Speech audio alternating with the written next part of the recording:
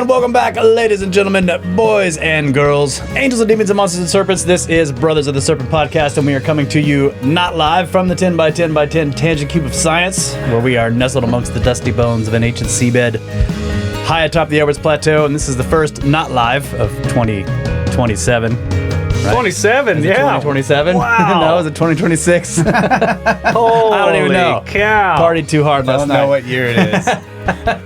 What year is it? What happened to 2026? I wonder if that's... No, okay. Yeah, we were actually processing earlier, and I think I was putting 27 on the packages. I'll have to go fix that. Oh, man. Classic. It's been a long year. Yeah. Yeah. And we have with us in studio That's right. Professor Shy. Professor of many things. How are you, sir? Very well. And Which- you? I'm doing well. Most of you guys probably remember from the Giants episodes. And so it's now become sort of like a tradition. You come up here for That's right. New Year's. Yep. Yeah. Trying to do an annual sode, maybe. If Annual I have a sode, good yeah. subject. Well, hopefully we'll do more sods than that because Matt's got good subjects, and it's just, Why, thanks. I don't know, he fits in well. But I'm talking about the tradition. You come up here because, you know, Kyle's son's birthday is at the new year. The annual boys camping trip. The annual boys camping trip. So that's what yeah. what it's turning into. It's yeah, great. they're pumped. They're ready to roll around in prickers and bugs. Yep. Yeah. And then go, why do we do this? And then Hopefully do it there again won't be next too year. many bugs. I mean, it's been cold. Well, last year we were like looking for artifacts, and Kyle was like, "Okay, this is a perfect spot."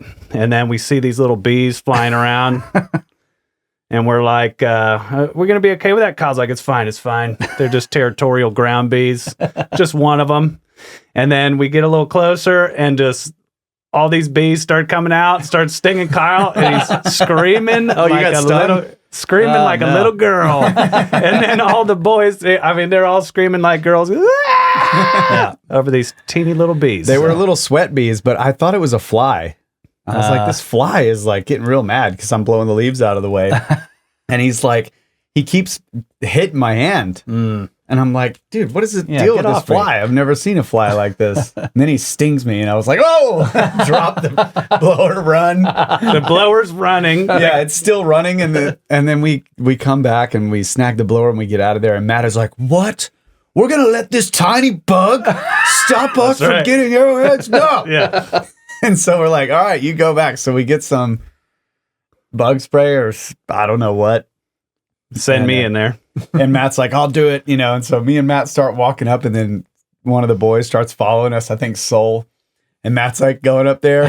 He's getting close, and you can't hardly see these things. And then he's like, ah, ah, ah! He just starts running. We all run, screaming. There's like 100. They went from 1 to like 100 Oh, man. ground bees coming, and they're all attacking. So we never got, and we found a little bird point. That was the thing. Is like I was shuffling the leaves out of the way, and I was like, "Oh my gosh!" There's yeah. like this tiny little beautiful bird point, and we're like, "Dudes, we got to go we back. have bird point territory." And we couldn't get to it. It was protected by one bee, which Matt later said was an entire swarm. Yeah. 1, 2, 100, you know. Sweat bees, yeah. I brought my bee suit. I'd never heard of sweat bees until you guys came back from that trip talking Yeah. about them. I They're didn't know they tiny, were aggressive. black and yellow, super fast. So fast. Yeah. Okay. Yeah. Well, there you have it, folks. I had never heard of these before. Yeah, they were probably flies, and we were just being babies. Well, if one of you got stung, I mean, I got stung for sure on the hand. It hurt. Yeah. I felt like I was going to get stung. I had to run for my life. I might not have been stung, but I was scared. But it's great fun, you know, the annual camping trip. Make the boys go out and rough it a little bit. Last time we didn't actually rough it. We let them stay in the cabin. But this time we're roughing it. So We got to be roughing it. the first time we roughed it, and it was great. Russ is like, what? Roughing it. I'm down. I've got this brand new like one man tent that I got for Peru that I never got Test to it use. Cool. I'm stoked. Yeah. Yeah. So there's arrowheads to be found. We got a sifter out there too. So we'll do some of that. Yeah. Cruise around, look at fossils. And by the time everybody sees this, this will be long over. Yeah, because he's not going to produce this until like 2027. 2028. It's coming out in 2028. Man. But the audio will go up quick because I'm recording it. So Yeah. I'll throw the audio. Well, So I went to Egypt with Ben and Yusuf in the beginning of December, and then came back and had 2-week paid vacation from work. So I've had a whole month of like, I've been completely out of normal schedule. Yeah. Yeah. So my 2-week vacation was fantastic. I sat on my ass and played video games. Wait, you didn't produce a video? No. Oh. No. No. Coming along great. I was on vacation. It was fantastic. But now it's first of the new year, and I'm ready to get back to work and ready to get back on the podcast. So, Well, I'm glad to bring in the new year with the Snake Bros. Yep. January 1st today. I'm pumped. I've been working on this for at least 2 or 3 days, so it should be good. I've had this on the back burner for since the Giants episode, so there's a lot of content. you ran a poll in the Discord. In the Discord, Yeah. and it was overwhelming for dragons. Yeah. I'm probably going to end up doing the other subjects anyway. Okay, cool. Yeah. But I wanted gave you to an see. order of priority. Yeah. and I needed some motivation to finish it because I've been kind of collecting information. And just like the Giants, there's too much information. I really tried to make this like a 1-episode deal, but I don't think we're going to be able to do it. But we will see. That's fine. TMI. Yep. TMI. Well, we have no problem with multi-part episodes on Bros of the Serpent podcast. It's either going to be 1 or 72 episodes. Yeah, exactly. One or the other. Let's go for 72. Okay, let's Yeah. do it. Got to do the deep dive. All right, so show us what you got. All right. Are we doing? Lay it on me. Are we doing screen share? Yeah, he's sharing right now. So Okay. I think the best thing, the way that I work is through presentation. I mean, Yeah, sure. that's just how I Hold roll. on. So, Hold on. I got Smell the salts. I've never smelled these. And right before the show, I was saying I'd never smelled them, and then, oh my gosh, they're quite wonderful, I guess. Oh, that was quite a bit. And you guys could tell it's getting weaker. Like when it was brand new, you couldn't even get close to the bottle. You had to smell on the lid. But now they're like, yeah, All right. If you're feeling dozy, yeah, it wakes you up. it'll wake you right up. Woo! Damn, that was a good one. Oh, okay. Jeez. Okay. Lost All some right. nose hairs on that one. Woo! Yeah, that made my eyes water. I'm ready to go. All right, let's go. All right, so I think I'm sharing. what you got. Here we go. Okay, this is fascinating. All right, there we go. So, I found a real picture of a dragon. Photographic evidence: dragons, dinosaurs, and serpents amongst man. And I have made this my annual report. And so I don't know. This is Falcor. Falcor. I was trying to think of the name. Yeah. Okay, he was a luck dragon, and tons of eyewitness accounts saw video of Falcor. So, yeah, okay, It's a long story. Let's keep yeah, we'll just keep moving along.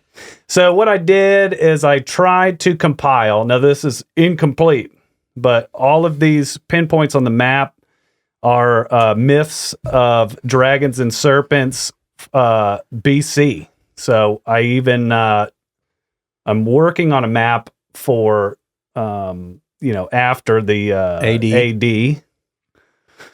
But as you can see, I mean, all across the globe, pre-Age of Discovery, there's stories of serpents and dragons that are everywhere. Yeah. And it's fascinating to me that every continent has a story of, either a dragon or a serpent. And so these stories weren't shared through, ocean travel. For some reason, all of these different cultures have these amazing stories spanning farther back than I think So this is what I wanted to kind of show you guys. I don't think you might have never heard of a lot of these stories. So let's continue and I will show you. So the first and oldest that I have found that's documented is the Chahai site in China. And it goes all the way back to 6000 BC. Wow. And you can see it's kind of like we've seen the Serpent Mound. Mm-hmm. But it's very clearly a Chinese long. Oh, yeah. I see it. And they've recognized this as their oldest depiction of a dragon. So 8,000 years ago. And just from this slide number 1, I was thinking, where did the ancient people come up with the idea of a flying, serpent dragon? I mean, it's completely wild. In China, they don't have, the modern day dragon that I can't believe I'm spacing on it. What's the Komodo?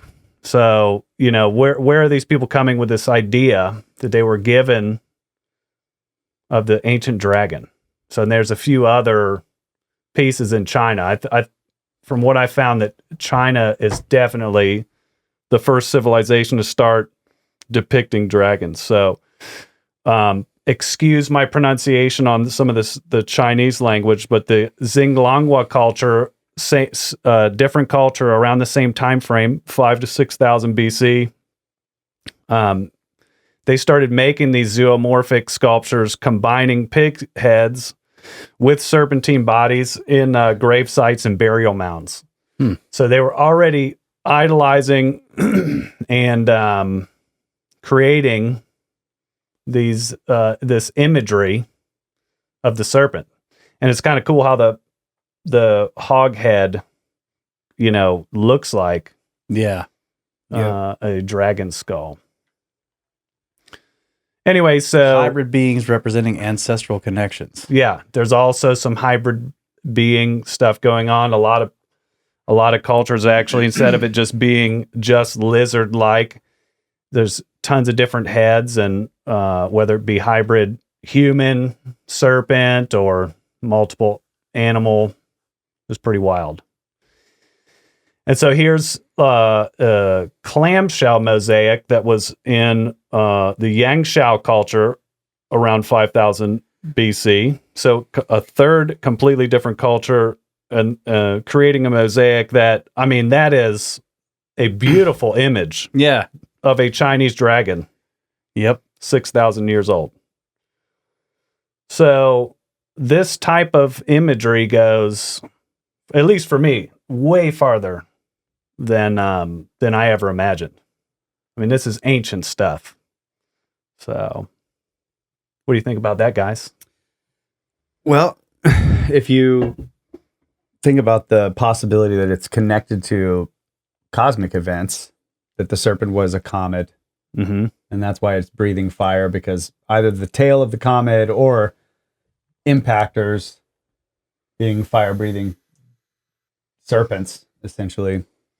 Then it probably goes back much longer than that. I don't know about depictions, but I'm just thinking about the idea. You asked the question. Yeah. Why did they come up with this? They didn't have an animal representation, but I think that's a good possibility, that just the appearance of a comet or appearance of a meteor is a serpent. Okay. And that it's breathing fire. Okay. I might beg to differ. I didn't come up with that. Continue. That's kind of what Randall's getting at all the time with this Younger Dryas story and serpent imagery. Yeah. Yeah, that imagery. it's like symbolism and not actually depicting a real creature. Well, maybe I will change your mind. Okay. Yeah. So then this will be the first kind of engraving, right? Kind of documentation. The inlay on a shell piece of some Sumerian artwork and this goes all the way back 2800 BC. And this is Ninurta fighting the seven-headed dragon. So this was they didn't name it, but we'll get into potentially what dragon this would be. But seven had a major symbology too. The seven-headed dragon. Yeah. It's like, is it smoking? Are those supposed to be? Is there supposed to be fire coming off of its back, or? Well, you see the tail. It has a thick tail. Yeah.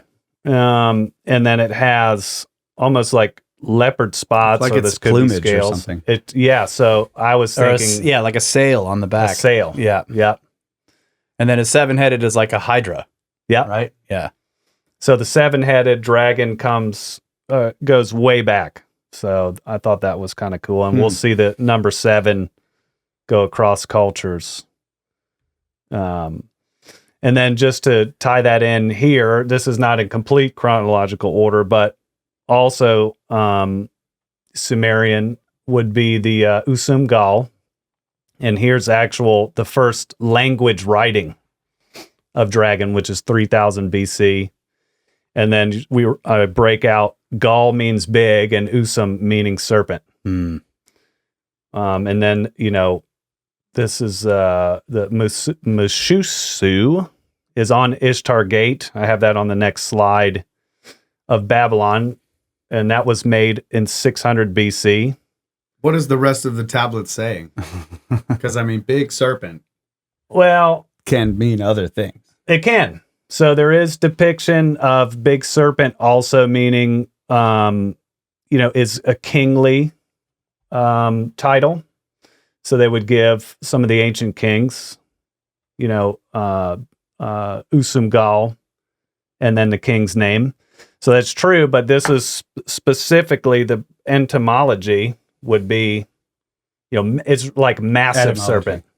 Yeah. That's what I said. Oh, I thought you said entomology. The study of something else. I forgot. Sorry. So, and then just to relate to that, in some of the apocryphal texts, it's not in all the Bibles, but Daniel 14 with Bel and the dragon, he slays a dragon in Babylon, right? And that's some older text, some Old Testament BC. And that's interesting because you can see here, that's the Ishtar Gate.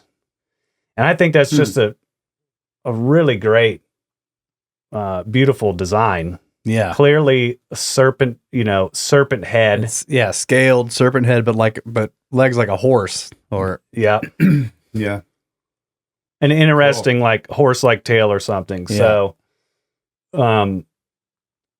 but it's everywhere before these cultures were really intermingling, So now here's just looping back to China. I thought these are really cool, and we can dig deeper into these. So this is an actual one of the oldest artifacts to represent a dragon. They call them the pig dragons, coiled serpents. They're animal-like carvings with short, stubby noses, and they have been found with engravings of the early Chinese language with the symbol of dragon. So, do you guys know what Ouroboros are? So that's like the serpent. it's in our logo. Yeah. Yeah, exactly. So there you go. Yeah. So this is the oldest, and I didn't actually read any documentation on these artifacts about it, but then after I started going down the Ouroboros, I was like, wait a minute. The pig dragon. It does kind of an look like one. Ouroboros. Yeah. The serpent eating its tail, the Ouroboros, the cycle of life and rebirth. It's got all kinds of symbolic meanings, but Yeah. yeah. Yeah, but so now we're talking, it's going back 5,000 years, potentially. And I think we can see. And it's associated with a dragon. Yeah. Associated with the dragon. The Chinese call this dragon, not serpent, right? They're very specific about that. It's the long, the Loong, the long is the phonetic of the name dragon. So that's Wait a just minute. yes. This is a Chinese word? Yes. Loong. So is the Longu Grotto is the grotto of the serpent? It might be, yeah. He's saying it's like Loong. Loong. Like, yeah. But I don't know how Longu grottos are spelled, but it's Well, I mean, this is the like Englished version of it, right? Right. But yeah, you're right. The same sound maybe. Yeah, Longu maybe it's the name of the province. Oh, okay. Never mind. That's just interesting. But it could be serpent related. Like, yeah. And if you go research on Chinese dragons, you can't type Chinese dragon, really. If you want to actually pull up information, you got to type Chinese luang. Mm. You know, like they just don't even write dragon in the translations. So, So this is, I mean, the first kind of jade carving. I thought that was interesting, but they get more interesting, fellas. Let me tell you. Okay, so now that's I did go over the Ouroboros. Yeah. Ouroboros with feet. Yeah, so this is an alchemy book, I think, It's from like the a fox 1200 or something. Yeah, very interesting. It's over all the ages of time. So this is just we already went over the basic definition since you guys know, because it's in your logo. Yeah. And So you said that was an alchemy book? yeah. Yeah. Yeah, alchemy, a lot of, from what I read, it's describing basically the connection between spirit and body and how eventually your body deteriorates, but your spirit lives on. This is one of the meanings of the Ouroboros. But we can go way farther back. Yep. To Tut. This is the first Ouroboros symbology, at least the oldest, definitively by the standards. And so that's the shrine around where his sarcophagus was, I believe. That's what it looks like. I just got to see those in the Grand Egyptian Museum. They're before they were scattered all over the place in the old Cairo Museum, but now they have one single room where they have all the artifacts, and those shrines are like nesting boxes. So they have them all in a line, like starting with the sarcophagus, and then the bigger sarcophagus, and then this big box covered in gold leaf, and then a bigger one, and a bigger one, and a bigger one, all in a row. You're just like, oh my God. And yeah, they're covered in these decorations all around it. So cool. Yeah. But this symbology, I mean... Yeah, that's definitely everywhere. in Ouroboros. Yeah. So, here's some Ouroboros, but I wanted to have you flex your mind. So these are more pig dragons, and the jade ones on the top left are same culture, but later. But I wanted you to take a look at this pig dragon that's thousands of years old. What's going on with his eyes? I want you to describe to me what you think is going on with You his mean the one on eyes. the right? Yeah, The big one on the right? It looks like a single. He's wearing goggles. exactly. Look at that. Yeah, it does look like he's wearing goggles. Or it's like a single eye. Lens. Yeah. I mean, why would you...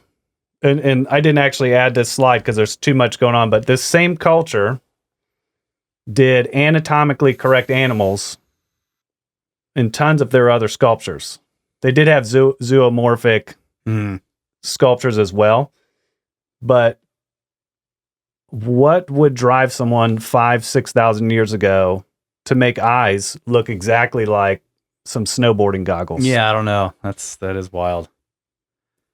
What's going on with the mouth there, or the nose part right below the goggles? Yeah, well, It's that like looks... multiple marks. Yeah, well, there's two big nostrils. Kind of looks like a snout a little bit. Yeah, and then some lips. But again, they're in Ouroboros, and they're wearing... Are these like amulets or something, or are there pieces of Some of them jewelry? are... Yeah, you can see there's... they have a drill hole for... Yeah. Some of them are amulets. Some of them are not amulets. Some of the later ones are jewelry, bracelets.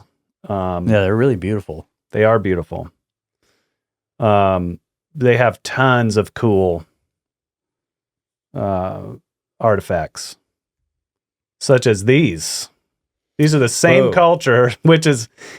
I kept these in because they have dragon-like heads. So also thousands and thousands of years old. This Hongshan relics. check these out. These are dragon-headed humanoids. Yeah, and they're beautiful. Definitely reptilians. And the one on the long heads, dude. And the one on the left has the extruding eyes, which there is another Chinese culture that had that. All these masks with eyes that were sticking out. Yeah. Really strange. These blew my mind. Yeah, those are amazing. I've never seen a figure like this. I mean, for people just listening, if you could imagine a dragon-faced Dragon Ball Z character. Yeah. You know, so it's like kind of a buff dude with 4 to 6 spikes. Horns. Yeah. And they're all crouching or sitting. Yeah. Anyway, beautiful artwork. Yeah, you know, it's cool. Sometimes you find stuff just like the Egyptians, like fantastic, wonderful artistry, and you forget how capable our ancient people were. So, okay, before I move on in this piece, I actually wanted to show you, now that we've made it a little bit through, I actually made Look at this. complete, for me, complete. There's tons of dragon and serpent stories that are not in this. However, we can full screen this guy. I have made basically a timeline so we can kind of break down when these dragon stories or artifacts were found or when we think they were made. And I can zoom in if needed, but yeah, we go up almost to modern day. Wow. Isn't that cool? Yeah, that is cool. I need to use this tool. I'll hook you up. Chrono Flow, is that what it's called? Yeah. Yeah. Yeah. I was like, wow, this tool's awesome. That is really good. And then you can go in, for instance, you can go in and actually, we can read further descriptions and do pictures and whatnot. Yeah, look at that one. That thing's so cool. But okay, I just had to add these guys in, even though they're not like dragons. They have a dragon-like head. I figured I could squeeze it in there. So ancient Chinese culture with protruding eyes refers to the mysterious, oh man, I cannot pronounce this, Sengxingdui civilization, an advanced Bronze Age culture in Sichuan, China, 1600 BCE, famous for its large bronze masks and figures featuring exaggerated bulging eyes, often linked to the legendary King Ken Kong or deities like the Candle Dragon. Ooh. Now, yeah, like look at this mask. Oh yeah, that's really cool. strange. Is that the Candle Dragon mask? No, it's no. But some of their masks are like famous. Oh yeah, and see how it's again like they have these protruding eyes, bulging, cool. protruding. But this one really they stick out. Yeah. Very it's strange. like he has corks in his Yeah, eyes. I mean, like they found a lot of these masks with these eyes that stick out like that. Yeah, that's crazy. Yeah. Like what's the meaning and purpose of I don't know. And eyes? the other weird part about it is they found all of these artifacts from this culture deep in a pit, mixed in with a bunch of charcoal. Like somebody threw it all in a hole and set everything on fire and buried it. Wow. Wow. Yeah, so we're great at keeping historical artifacts. Yeah, well, that means that somebody was like trying to completely erase any evidence of this, or they were afraid of it. Yeah, or I don't know, but that's never happened before in man's history. Never. Cool. So that's basically what I got from ancient China. Obviously, we can go into more modern China, but I kind of laid this out almost chronologically. And I wanted to get as old as possible just so we could see like when people supposedly were not traveling and sharing stories. Here's all of the similarities we have. So I apologize to people if your favorite dragon or serpent is not in this. I did because there's thousands of legendary dragons and serpents. We can't add them all. So if we start going into actual stories, you guys probably know this one, which is Apep. I don't know if you know the story of the serpent Apep that was slain under the sacred tree. That doesn't sound familiar. So we can actually go, and I have the detailed info in the presentation here. Yeah. Once my screen completely locks us out. Sorry. Yeah, here we go. All right. So we can go to, don't look at these slides. Don't look at them. We don't see anything. You're not sharing anymore. Okay, I got to go reshare. Yeah. Darn it. One moment. No worries. This is going so smooth. Well, let's open up a beer, folks. Yeah. All right, there we go. Coffee's done. It's beer time. Beer time. Any takers? I'm good for now. I don't need one. Thank you. Sissies. So, you guys know Ra, obviously. So Yeah. Did you want to go start the slideshow? Yeah, because you don't want us to see the slides. There you go. There we go. there we go. It's looking good. Oh, you hit click from start from beginning. I am also a moron. There we go. So anyway, Apep, arch enemy of Ra, was supposedly a miles-long serpent, right? And then this depiction is Ra disguised as Mao, the sacred cat, killing Apep under a sacred tree. This goes all the way back. Wait, the sacred cat's name is Mao. Meow. That's right. You can't make this stuff up, you know? Meow the cat. Meow, the cat, who's Ra, pretending to be Meow. Yeah, well, I love this symbology as well, because why is there a huge serpent? Yeah, a chaos serpent. A chaos serpent. Now, before Apep, it was only order. So we can start pulling some similarities here. There was only order and peace. Yeah. But the snake brought chaos, the opposite. So this is a continual battle, I guess, with Ra, which is also similar. But also under a sacred tree, that's kind of Biblical. very biblical as well. Yeah, and then also, like symbolically, like if Ra is the sun and the serpent is also some cosmic artifact, then yes, a cosmic serpent brings chaos. It's an impactor of some kind, or a comet. Okay. But also, I mean, even in these modern discussions about physics and entropy, you can't even get anything interesting in the universe without a Chaos. sufficient amount of chaos. Yeah. Like prior to the Big Bang, it was perfect order. Yeah. Yeah. Like it was a singularity. That's the most orderly thing that you can get. Well, it's similar as the Garden of Eden. Everything's in order. Everything was in order, Yeah. and then the serpent comes. But that doesn't necessarily tell you that this is how life becomes interesting or how life can even develop. You know what I'm saying? Yeah. But it's interesting to me that that's in there. That the serpent always comes in, brings chaos, and then the story begins. Yeah. Because really, Before that, everything was boring. in terms of modern physics, they basically are telling us the same story. They're like, in the beginning, it was a singularity. There was perfection and order, and then it exploded, and there's all this chaos, and then the universe becomes interesting, and we get the formation of stars and galaxies, and then eventually life. Yeah. So, And it repeats itself it's cool. a whole lot. Or I'm going to have to switch in and out from... I wonder if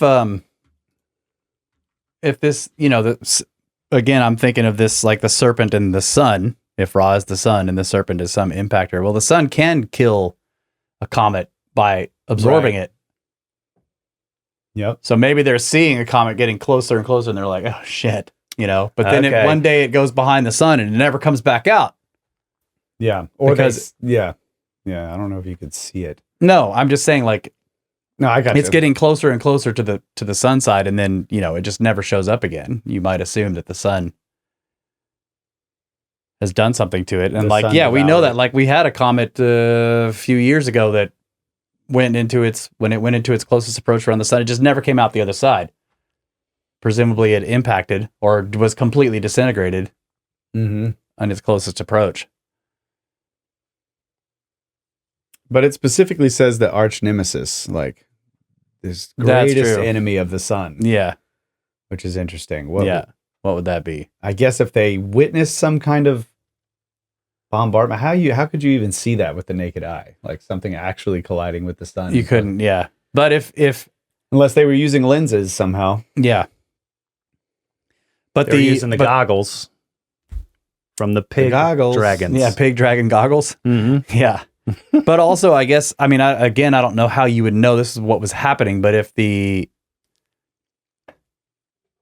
I don't know if this would actually do it, but if the debris cloud from a comet got between Earth and the sun, it might block it a bit. Mm. And so it would constantly look like the sun is behind some kind of screen of material and dim it. And then even though it's not actually a nemesis of the actual sun, you might think that they're in some kind of conflict. That's crazy. Although I don't know if cometary tails and debris clouds they ever be get that dense. Yeah. Well, also, if you had a big impact that would cloud up the sky That's right. If it's clouding up the sky then for a yes. year, Yeah. which has happened, then Then totally it would be the nemesis of the sun. 'Cause Yeah, exactly. It's It's blocking dark. it's Yeah. blocking out the sun. Yeah. Yeah. smoky and slithering and wavy. So yeah, but all these stories will be tied closer and closer together as we continue, right? So, and then in this same era, we have Indian Vritra, which is a drought-causing dragon serpent slain by Indra, and this was first documented in the Rig Veda. We don't have to read his whole story unless you want, but Vritra is crowned slayer of the firstborn of dragons. Yeah. This, He uses the Vajra. yeah, He opens it. that's right. Slays the dragons, and that releases the rivers, right? That releases the fresh water. Yeah. Yeah. This So is perfect this story too for the whole flood myth thing. Exactly. Yeah, because he's like, one of the ways to symbolically look at this is there are glaciers in the mountains that have locked up the rivers, Mhm. and you you slay it with a thunderbolt, which Yeah. ancient thunderbolts also used to be impactors. Like they would call anything coming down from the sky like that Okay. they referred to something that hit the Sphinx as a thunderbolt. Okay. And then one of the pharaohs went to go see it. Now, how do you go see a thunderbolt Okay. after it's hit something, unless it's actually an object, right? Yeah. Well, maybe the lost in translation, right? Just the same word or something Well, like yes. sky something. Yeah, but I think what's happening But is an we're impact is going to give thunder. it's going to Okay, be something yeah. that bolts out of the sky and it makes a big Okay. boom. So it is a thunder, Yeah. you know. Yeah, It's yeah. like we're using it in a very specific way now. Yeah. But then they just meant like something comes out of the sky and makes a loud noise. This is a thunderbolt. Okay. And so this idea that Indra uses a thunderbolt, something that comes out of space, to slay the ice to dragons. slay the ice dragons in the Yeah. mountains that have been laying in the mountains and blocking all the rivers. Yeah. And he stops the drought. And then it says pieces of the dragon's body come flowing down the river, right? So You know the giant story. chunks of ice. Yeah. Yeah, we've gone through this story before. It's amazing. Cool. Yeah. It's a great story. Yep. So, and you know it very well. He wields his thunderbolt weapon, confronts and slays Vritra, and then Indra shatters the fortress, splits open the serpent's body, and releases the captive waters, Yeah. which flow as life-giving rivers and bring rain. Yep. And then, to line it up with what I've been pointing at too, is that this act restores cosmic order. Again, fertility and prosperity, right? So, but the cosmic order, there was, when there was only order, there was nothing. And then this chaos dragon comes along and he's creating the chaos. And by defeating or really kind of breaking up this chaos, you bring back the balance, the cosmic order. Yeah. So this story is like everywhere with all of these civilizations, and it's in so many different languages. But we have a lot of other ones too. Well, I wonder again, because we were talking about where do they get this imagery and these ideas of this gigantic serpent. But a lot of the ancient cultures were, what's the right word? Not animist, like, I guess animism, yeah. They gave agency to forces of nature. Yeah. So a mountain was not just a big pile of rocks, but also was an entity, Right. especially if it did stuff. Yeah. the storms, Yeah. the wind, fire, rivers, all of these things had agency. That they had a spirit associated with them, and those spirits were like intelligent in some way. So gigantic glaciers wrapping around mountains, especially if you see them, it's this giant white serpent, and they're creaking, and they make all kinds of noise, and they move around sometimes, and it sounds like they're breathing and moving and stuff, and you're like, yeah, this is a huge snake. And it has caused chaos. Everything's dying. There's no water. And then something comes out of the sky and boom. And you're like, okay, Indra slayed the serpent, and now we have, he has like removed the chaos from the realm, and fresh water is now flowing through the rivers of the plains again. Totally cool. And brings the life back to the area where we're trying to live. You can't live up there where the serpents are. Right. But you can see how, like, and I can't even,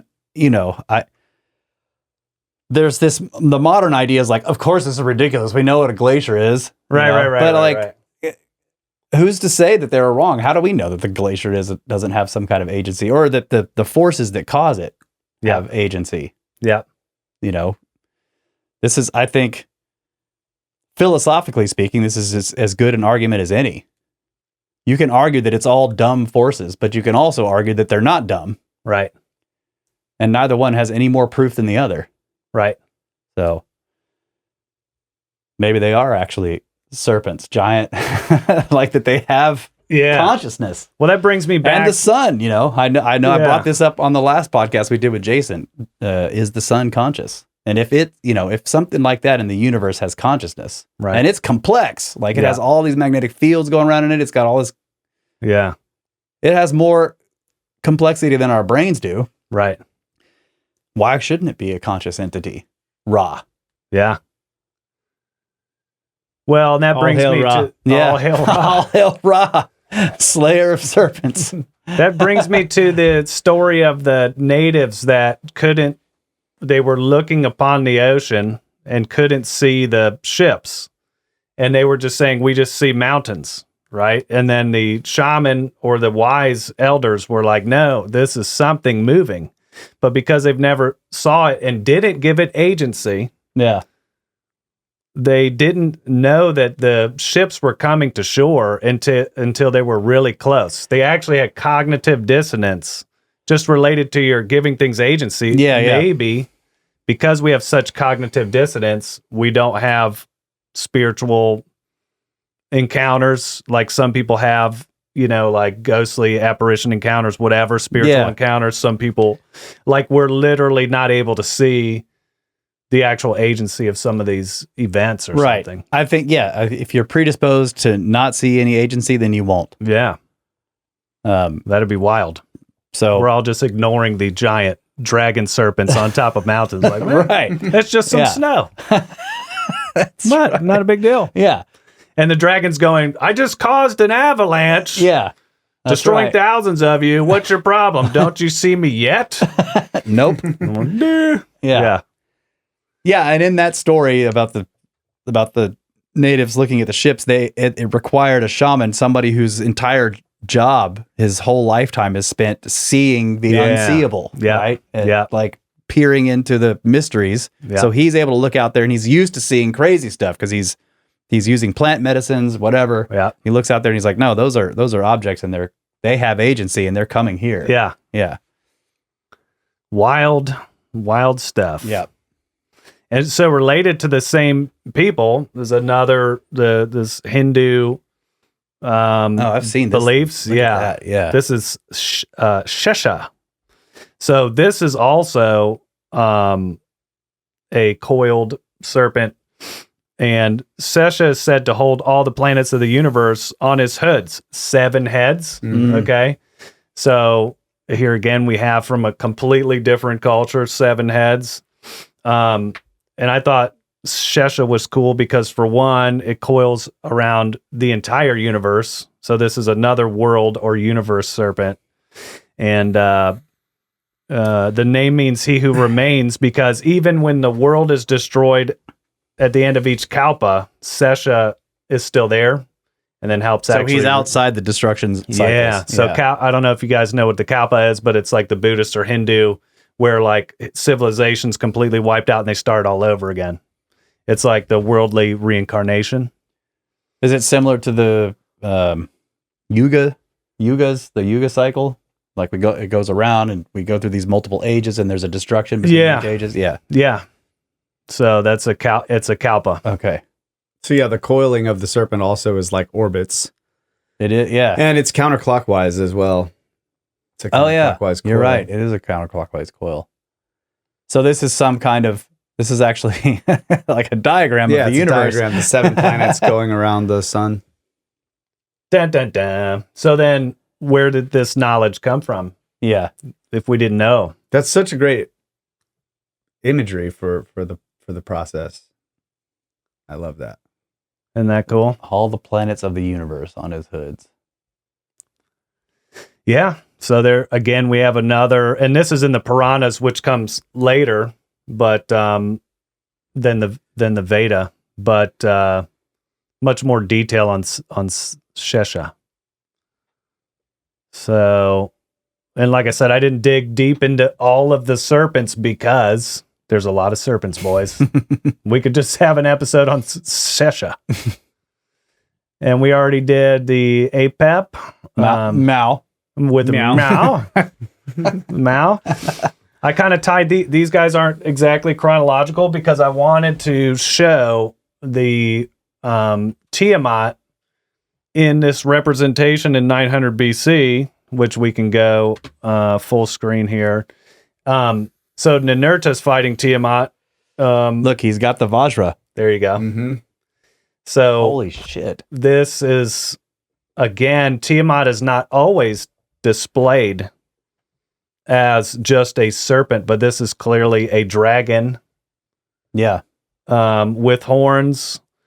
And this portrays that actually Tiamat is a world serpent. So in the entire length of the waters, right? So he's going to destroy Tiamat, god of chaos. I mean, huge dragon. So with the thunderbolt. Yep. What is he going to destroy? He's going to destroy Tiamat. Tiamat, the chaos, the god of chaos. Oh, okay. This is Ninurta is the Ninurta is the guy. Tiamat is the serpent. Yeah. Remember how Sitchin interpreted this. So Tiamat is Tiamat was a planet. Okay, I'm just it was looking like they were riding on it, but they're actually attacking the serpent. Yeah, he's running up to it or something. Course. Yeah. But Ninurta's huge. He's in the Hercules pose. Yeah. Yeah, Ninurta's huge and Tiamat is, world sized, right? Mm-hmm. So, I mean, this is like battle of the gods. Yeah. So. But sometimes Tiamat is portrayed as a humanoid, 4-legged, serpentine, or has like a lion's head. There's a couple different interpretations, but some of the oldest ones, for sure, Tiamat is one of the great dragons. So,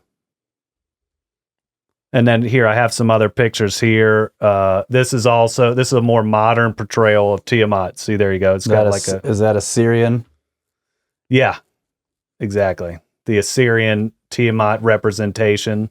But I also brought this here up because, again, this is back to Sumerian. This is a world map with some of the planets. But if you can see right in here, this is actually another clasped serpent.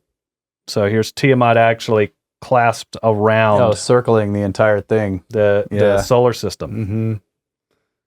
So we have this same kind of messaging here that, this serpent, and keep in mind, it's not just a snake, it's like a dragon with 4 legs. Yeah. It doesn't have to be just a snake-like serpentine, but yeah, look at how the forepaws are more cat-like, but the bottom ones are like a dragon's or a bird's. An eagle, yeah. Yeah. So that thing is feathered. Yeah. Which usually, I mean, just in a symbolic sense, means it's in the heavens. Right. That's right. With the wings, yeah. Yeah. Well, and also the scales on the dragon, which we'll get into that, wasn't necessarily very prominent until the later European dragons too, right? So we have the Meso and South American serpents, which were legged and winged. They were feathered. We have Quetzalcoatl, and others that were feathered. And what's interesting now in modern science, just kind of related, is that now we're saying that, dinosaurs, well, some of them actually had feathers. Yeah. So how did the ancient people know to represent, dino, dragon, serpent-like creatures with feathers? They just had lucky imaginations, or? Yeah, if that's what they were doing. Right. Yeah, if your supposition is correct, that is very interesting. Like that they're literally trying to represent real creatures that were known. Yeah. Well, one idea is that some people may have actually found dinosaur bones. Oh, I'm sure people found dinosaur and they're bones. just like, holy shit, this is and then you have, so like the dragons have the bones of stone, like really strong. Yeah. They're really strong. Yeah. Well, we can get into some of the bone structure of dinos too, and how it would, no problem, and how they would relate to dragon setup. But I mean, think about how hard it is to excavate carefully. Oh yeah, dino bones. I mean, we're saying that, like, yeah, people found dino bones, like they're so easy, but we can't easily find perfectly laid out and anatomically organized bones. You would hardly ever find a complete, especially not just lying around, but you could certainly find a piece of a jaw. Yeah. Or, part of one of the claws or something. Yeah. I mean, I have a rib bone from a 25-foot long theropod. That's awesome. awesome. Just a piece of rib bone that's like this long. That's super cool. And you look at it, you can tell it's a rib bone. It's flat, hollow, and you're just like, okay, whatever had this as a rib must have been enormous. Yeah, but when we started reconstructing dinosaurs, for instance, in the modern age, we made them look ridiculous. Yes, and people made mistakes, put wrong heads on. Yeah. Yeah, I agree. I mean, some of the giant artifacts were definitely mammoth heads with cyclopean or elephant. Yeah. Or mammoth that were laid out incorrectly. So even if they found dinosaur bones and said, wow, I mean, they would have had to lay them out beautifully.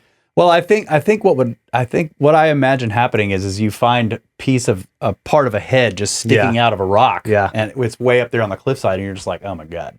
Well, that would be cool. You don't today. necessarily dig it out. Yeah, okay. Yeah. Also, before, I don't know. I have this idea that, the farther back you go, the less people have been walking around picking shit up. So yeah, you could have some pristine examples. Yeah. I mean, think about the Valley of the Whales. Mm-hmm. It's incredible. They look like dragons, they just laying on the surface. Yeah. All the bones in a line, and they're just like it's this sinuous thing, but it's a whale. Yeah. Well, totally. And if you look at a whale skull, like they have these long like horns sticking forward, and it's really strange. It doesn't look like a head of a whale at all. It's really strange looking. Yeah. And those are really ancient, and they have the fins actually look like feet. Like they have fingers in them. The bones, digits, yeah. And those supposedly, whales are supposedly like evolved from land creatures that walked. Yeah. So, and then their arms shrunk. They end up in the like water. This. Yeah. I can show it, everyone. Right. Like this, and then it went like this. Boom. And then all of a sudden it's just a whale. Now I'm a whale. You're welcome. You're welcome. All right. So those would have been land dragons before they were whales. For sure. Yeah. Although they were mammals, but still. Whatever. Yeah. They would be scary. Yep. Let's do one more slide here, and then I need a break. Okay. So I had a Red Bull. Okay. Yeah, gotcha. So, Olmecs, like this is the oldest Western Hemisphere example, and this is just you guys have showed this before with Luke, but this is just a beautiful example of the origins of the feathered serpent, because everyone goes to Quetzalcoatl and they're like, here's the main feathered serpent god. Yeah. But if you really dig in, the Olmecs had it way before. We're dating this 900 BC, but as Luke will explain, he thinks they go way older. Yep. And if that's the case, we potentially have several thousand-year-older feathered serpent idolatry and imagery in the Americas. Yeah. So, and doesn't that look like a rattle? If you're imagining It's that a is rattle, yeah. the bottom of the snake, it's got a rattle on the end, Yep. like a rattlesnake. Yeah. And that guy's sitting in it like it's a boat. yeah. And there's this thing above him that has the little square that drops down. Looks almost like a sail or a banner or something, like it's part of a boat. Yeah. And then he's holding this. Holding the lantern or the bucket. Yes, specifically in this depiction, it reminds me of a lantern. The way he's holding it, as it's a light source. It's a light in the darkness Yeah. of chaos. Yeah, I think it's the AI handbag, guys. Come on, just get on the computer spaceman handbag. Come on. It's the iPad Yeah. kids case. Kids that has kit, the handle. And they're doing a live Google Translate for voice. Yeah. He's talking to the serpent, the space serpent, and he's like, so are you going to kill us? Or, and then the serpent's like, I'm going to give you some knowledge, but I'll let you know. I'm pretty feisty. And sometimes I need human sacrifice, but I don't know. It looks like he's taking the duck face selfie. Look at his lips. Yeah. He's like, he's like, what? This translate's not working so well. It says, eat you maybe sometimes. He's like, come on, I need an update on this thing. All right, can we take a break? we can't take a break. Yeah. Let's take a break. We'll be right back with more dragons.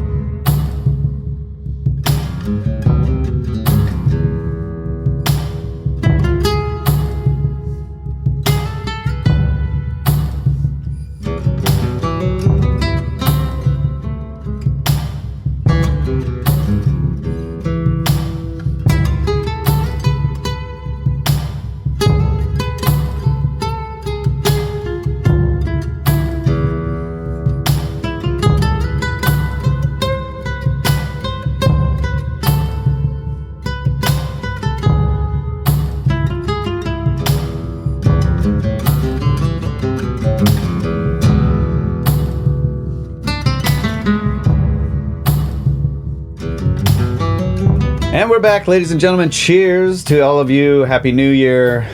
2027. 2027 arises. Man, time flies. Time to ascend. Anyways, back to this presentation. More dragons. And we ended with the Olmecs.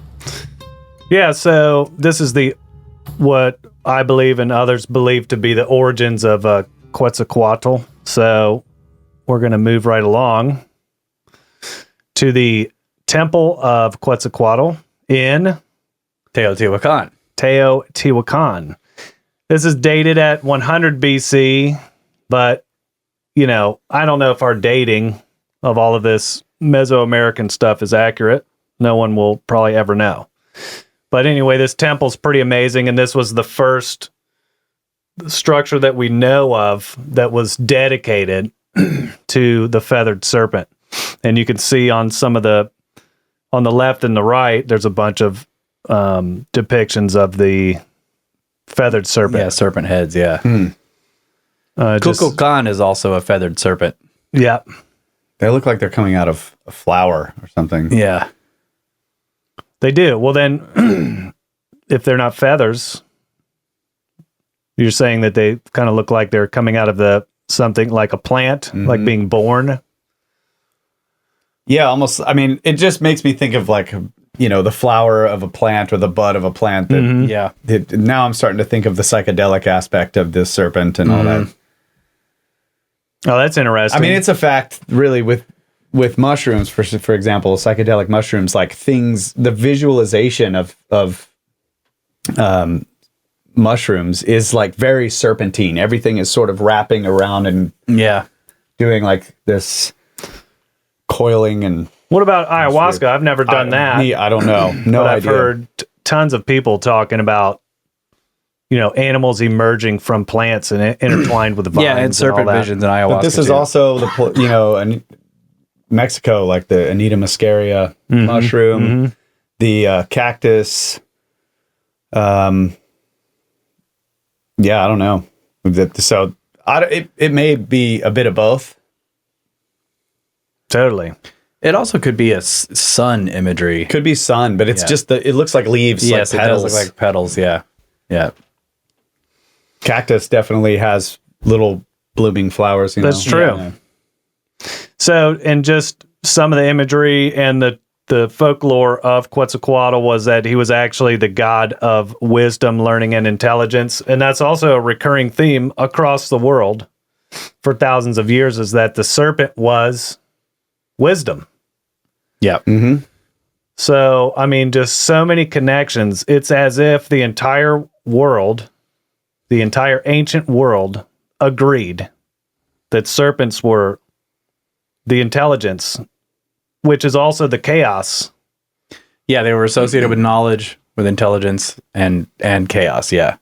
Well, also again from a psychedelic perspective, that makes sense as well, because it's chaotic. Like the experience is like chaotic and full of serpent imagery, and then you come out of it and you can gain insights or have like sort of spiritual awareness or awakening. Well, what about the other side of the world that were supposedly not experiencing psychedelic experiences, or they don't have any record, like the ancient Chinese? There's no real information on, the culture participating in psychedelic journeys and whatnot. Yeah, I don't know. You can reach those similar states with various forms of meditation too. I think psychedelics is like like a shortcut. Mm-hmm.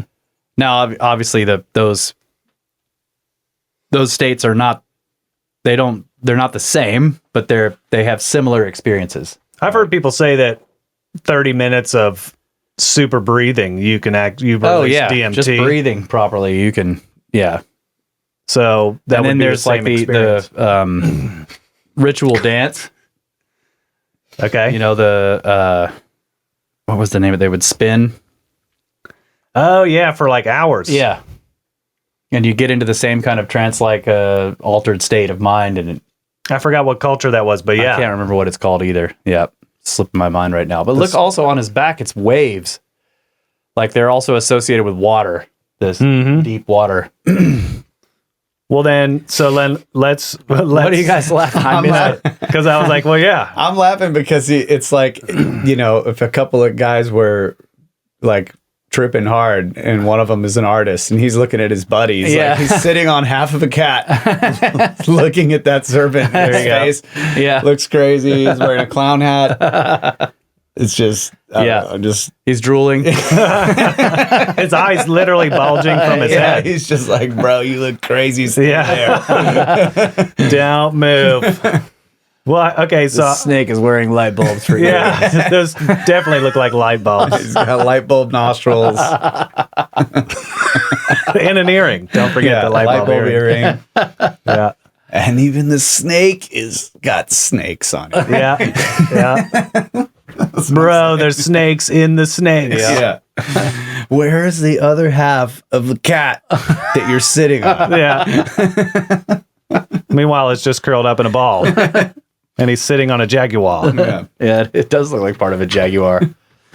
So I skipped ahead because you brought the fact of the waves, right? So the Mixteca people, which are similar, right? This is a later drawing, 9th century drawing, but this bone serpent was obviously had waves and also crazy torpedoes.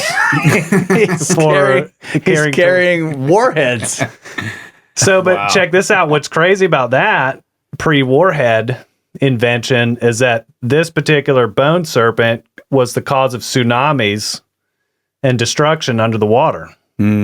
So that's kind of that is weird. It's really weird that he has warheads in his hands. He's setting off explosions and you cause tsunamis. Yeah. And then a bone serpent. I mean, come on. That's a perfect name for you find dinosaur. But you found a set of dinosaur bones and you're just like, okay. Right. And it's like on the beach. Yeah. Yeah. Exactly. Yeah. And see, his rib cage is exposed. Yeah. You know, so he's actually has blood. He's got blood in his eyes. Yep. Bloody teeth. And his rib cage is exposed. So totally. Yeah. But then why does he have to, warheads? That doesn't explain the warheads. It doesn't. Okay, the other reason this is a correlation here too is he's got a pig nose, right? He clearly has the pig nose serpent thing going on. Very similar. So I jumped ahead because you had brought up the waves. Right. So moving out of Mesoamerica, we'll actually go more into the ancient Greek and European setting. You know, you have Jason in the Golden Fleece. This particular piece of pottery, which is not the version of the story you hear a lot, but in this depiction, Jason actually is swallowed by the dragon and Athena gives him a drug. Athena, she intervenes, causing the dragon to regurgitate him. But I mean, this is where some of the European dragon stories, the origination of them, really start to come out everywhere. And but you probably never heard that Jason was swallowed by the dragon. Most of the time, he defeats the dragon. Athena helps him, but he was actually defeated. So, and this is 480 BC. Yeah, he does not look like he's having a good time. No. He's like, I can't tell if it's swallowing him or spitting him up right there, but he's just like, bruh. Yeah. He definitely has the face of defeat. Like, Yeah. But I do want to point out how beautiful is this artwork. This artwork. We've looked at a lot of this kind of stuff with Matheson, and it's like, it's always this beautiful artwork. See, there's the ram hanging from the branches behind it. I noticed that. That's the golden fleece. Oh, That's the fleece. That's the golden skin. ram, the skin of the ram. Okay. Yeah. So Look, she's holding an eagle or something. Yeah. An owl, maybe. An owl. Yeah. It does kind of look like an eagle, but with a Just got a a Very owl's small. head. Yeah. Big round head like an owl. Sort Yeah. of. Well, what's on her tunic chest piece there too? Like that crazy. Like a tree or A something? tree. Yeah. Looks like a tree. And then she's got a sphinx. on Yeah, her. there's a sphinx on the helmet. A winged Cat. sphinx cat thing on her helmet. Yeah. So then we have some actual in the same era, some actual accounts. This is where things Herodotus. get Herodotus. So I'll just read this. There is a place in Arabia situated very near the city of Buto, to which I went on hearing some of the winged serpents, hearing of them. And when I arrived there, I saw bones and spines of serpents in such quantities that would be impossible to describe. It is reported that at the beginning of spring, winged serpents fly from Arabia towards Egypt, but the ibises, a sort of bird, meet them at the pass and do not allow the serpents to go by, but kill them. The form of the serpents is like that of a water snake, but has the wings without feathers, and has as like as possible to the wings of a bat. That is weird. Yeah, and there's multiple accounts. He saw the bones, and the people near the city of Buto describe these actual flying. So he's not seeing ancient bones. They're saying like, yeah, this happens every year. Yeah, These serpents come flying and the ibises go kill them in the sky. And then we have these bones lying all over the ground. yep. Wild. Yeah, and they're described too. I mean, in some of the apocrypha. So it's, this is where we're getting into some documentation of flying serpents supposedly existing in the age of man. Yeah. Well, these must be kind of small if ibises are killing them. Yeah. Yeah, they were small. The other descriptions I saw were like, I think 3 or 4 feet long or something like that. So Yeah. I think that he could be referencing the whales. Because I'm looking it up. Buto, according to Herodotus, in Arabia, could be in the western Sinai Peninsula. Oh, okay. Yeah. Which is where we were. They may have taken him to the Valley of the Whales. Wait, is that where we were? Where were we? Where was the Valley of the Whales? No, the Valley of the Whales was in the Fayum. Yeah. So there's 2 locations. It says east of the Nile Delta, Eastern Delta, Isthmus of Suez. Let me see. But I think these would be small. yeah, these aren't whale. These would be baby whales. Okay. There are some smaller skeletons there too. Like, cool. it's not just whales that are out there. And there's also an entire petrified forest nearby. That's Yeah. There's tons of, it's this beautiful black, shiny rock and all these huge trees laying in the desert, but they're all stone. Yeah. yeah. That's all. That always gives me an eerie feeling, like this is so old Yeah. that they're petrified. Yeah. I've been to the petrified forest in Arizona, and it's just it's wild. Yeah, some of those are enormous trees. Yeah. I mean, they're gigantic. Yeah. And then when you're walking around, it's like a gravel made of bits of the petrified wood. Wild. Yeah. Yeah. How old does that really have to be? Yeah. The other possibility is that some dinosaurs were still alive during the time of Herodotus. Small ones. Exactly. The old bat-winged... Well, I didn't want to be the one to say that first. The ptero dinosaurs. Yeah. Pterodactyl. The Quetzalcoatl. Pterosaurs. Sorry, yeah. So, which were not direct, actually dinosaurs. right, but lived in some of the same time period Yeah. as the dinosaurs, Yeah. including pterodactyl and pterodactyl-like creatures. Right. And you know what they call the largest one ever found, which down at Big Bend? Quetzalcoatl. Yeah. Yeah. Quetzalcoatlus, yeah. Yeah, Quetzalcoatl. It's the feathered serpent. I think with 30-foot wingspan, I think. I mean, yeah, they have one there at Big Bend. It's hung from the ceiling of the fossil exhibit. It's massive. It's terrifying that thing is flying around. Terrifying. It's terrifying. It makes me wonder if, maybe some were hanging around. There's plenty of aside from serpents, there's plenty of flying monster stories from Native Americans here too. I mean, Right. there used to be a drawing of one. I don't remember where, but I have read about this, that there was in one river canyon, one of the walls was covered in this massive painting, like an old painting of this gigantic flying creature, and it looked just like what we would now call A pterodactyl? Yeah, pterodactyl. And that these things supposedly lived into modern times, or at least ancient historical times, and that natives were interacting with them and fighting them sometimes, because they come and they just pick you up and carry you off. Well, I got some slides on pterosaurs and about the natives, and for sure. Okay, good. Yeah. Yeah. I mean, there's definitely a lot of accounts Yeah. of supposed interaction. And this is what fascinates me, is that their oral tradition stories line up with what we are now presenting these pterosaurs and dinosaurs as. Yeah. Where if you look when we grew up, well, first look at the 1700s, how we portrayed them. They look ridiculous. And then look in the 80s and 90s, they were, scaled. Yeah. And now we're coming back to what both the natives and aboriginals of Australia are saying, that they were feathered with sometimes bat-like wings. Yeah.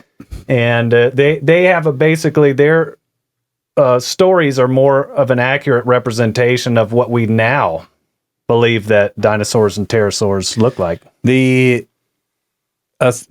Along with dragons, there's the idea of the wyvern. Mm-hmm. And a wyvern only has 2 feet. Yeah. Right. So the dragon is 4-legged with wings and, can breathe fire and all that. But a wyvern can also breathe fire and everything, but it only has the back legs. Its front legs are its wings, just like a pterosaur. Yeah. So it's and you can find wyverns in ancient depictions as well. Yeah. Well, this is the thing is when it comes to going through all of this stuff is like there's so many accounts and depictions. You know, you can go into the wyverns, you can go into just the worms, right? Yeah, just worms. Yep.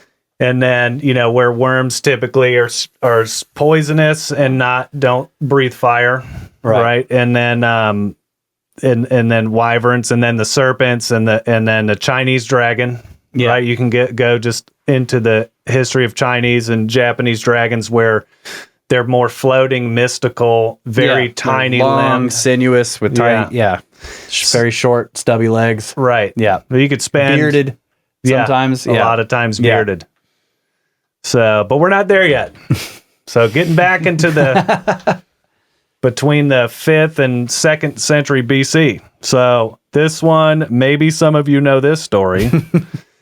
The Genesis Garden of Eden. I brought the picture from the Sistine Chapel because this is an interpretation that goes back, not even farther back than Michelangelo, is that sometimes the serpent was portrayed as having humanoid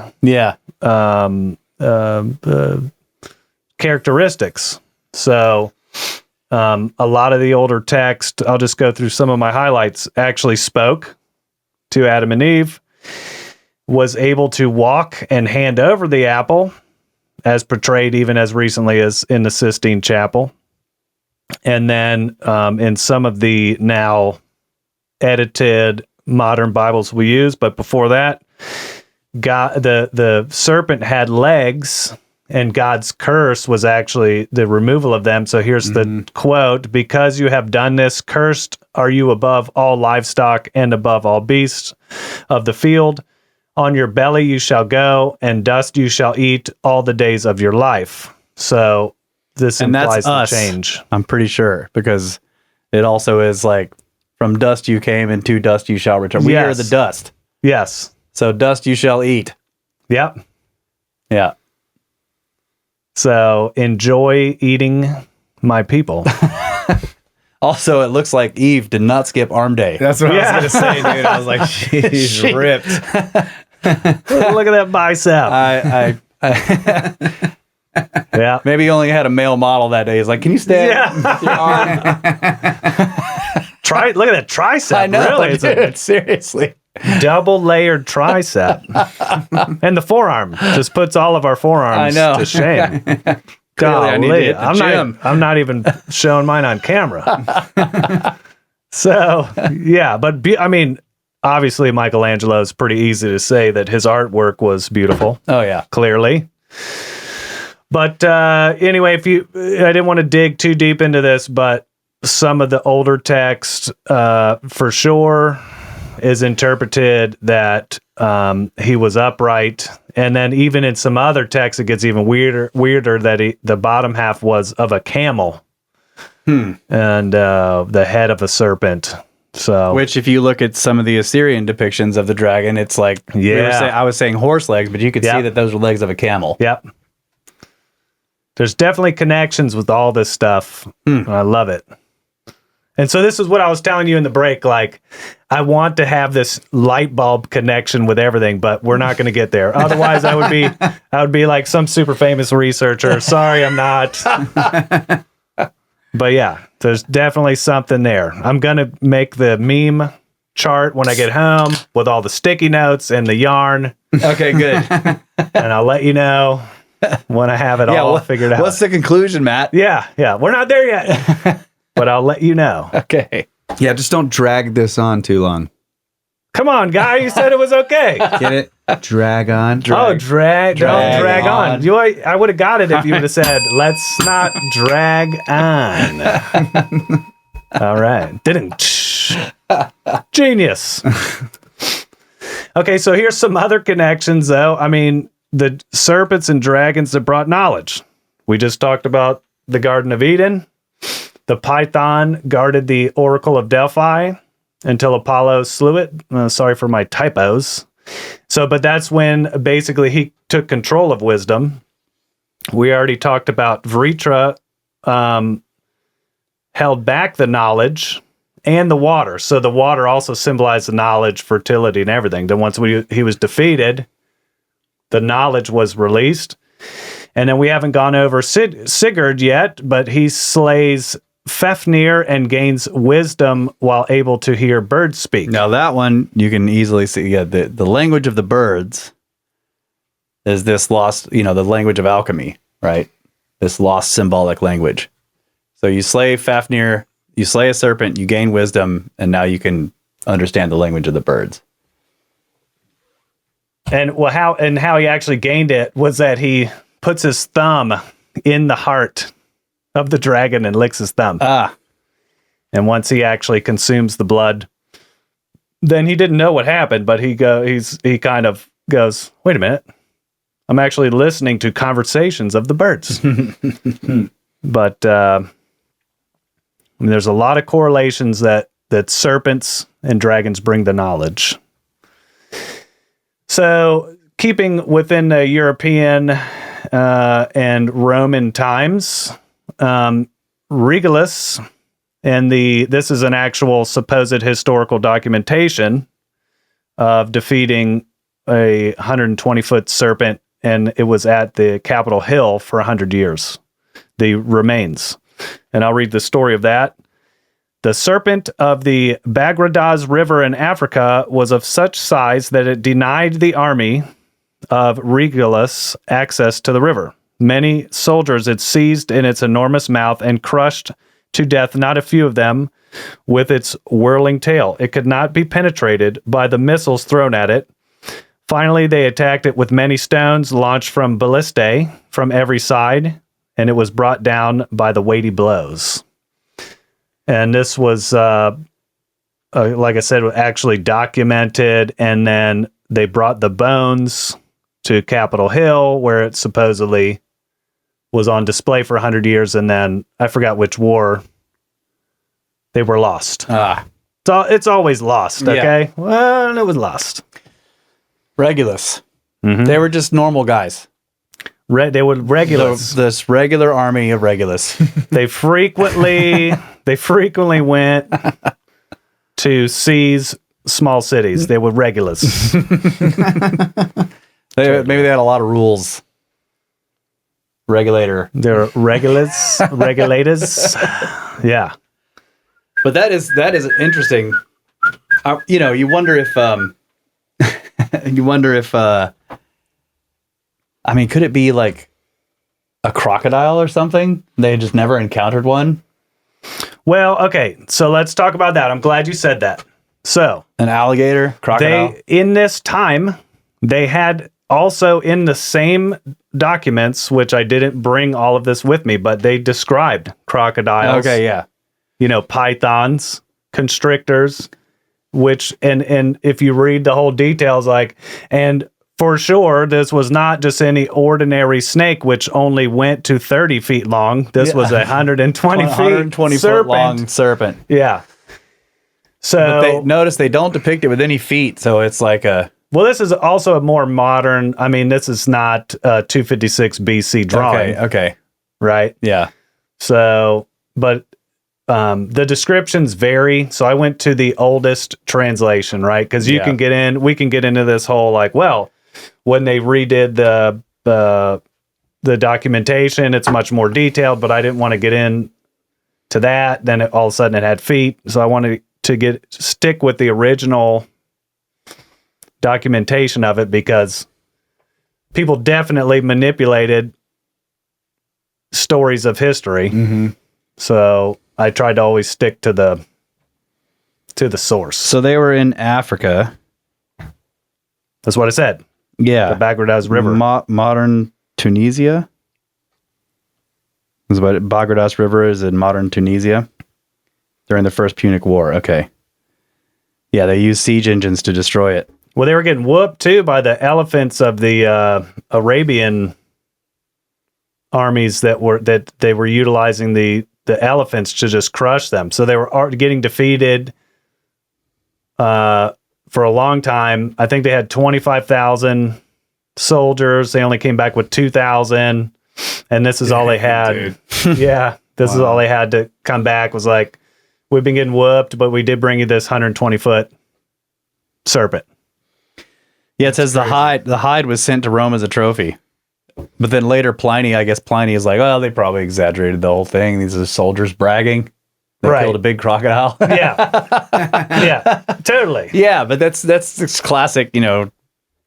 If it wasn't in Pliny's time, then Pliny's going to talk smack, okay?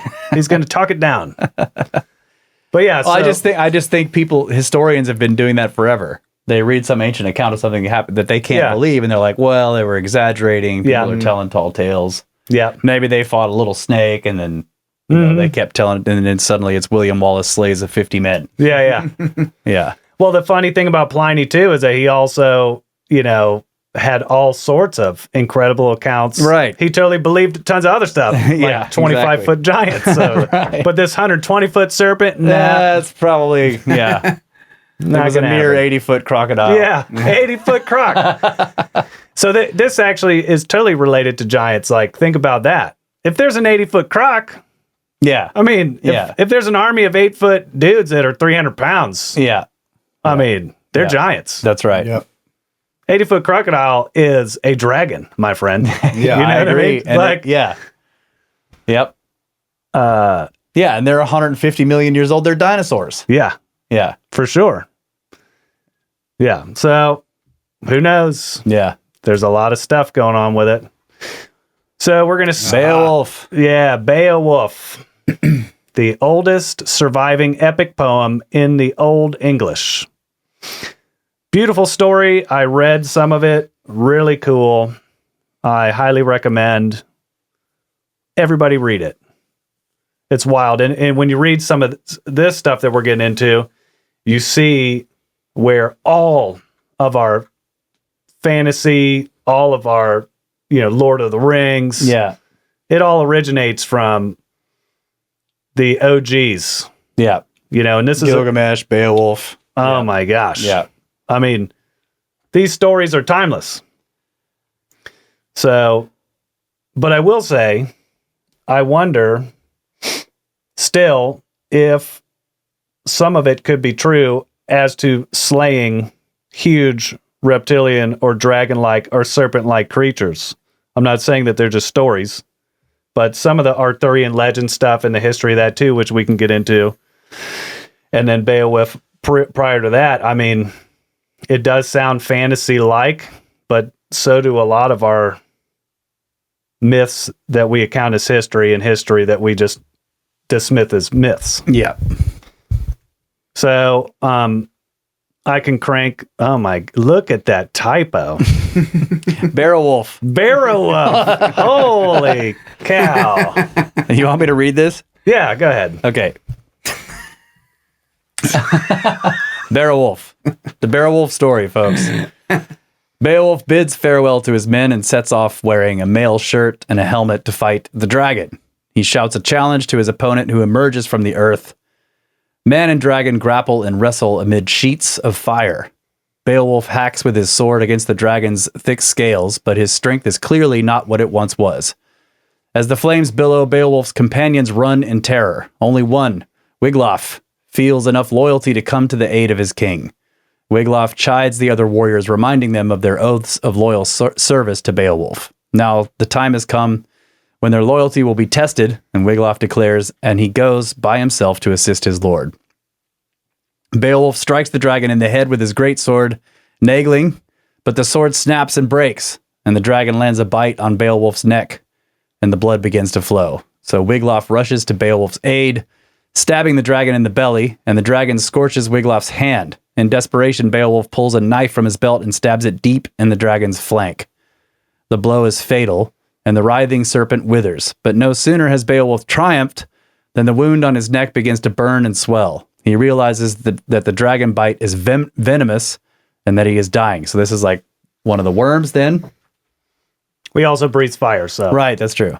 So he sends Wiglaf to inspect the dragon's treasure and bring him a portion of it, saying that death will be easier if he sees the hoard that he has liberated. Wiglaf descends into the barrow and quickly returns to Beowulf with an armload of treasure. The old king, dying, thanks God for the treasure that he has won for his people. He tells Wiglaf that he must now look after the Geats and order his troop to build him a barrow that people will call Beowulf's Barrow. After giving Wiglaf the collar from his own neck, Beowulf dies. Very tragic. But Dang it. yeah, but I mean, a true hero really has got to die. Yeah, you know. Yeah.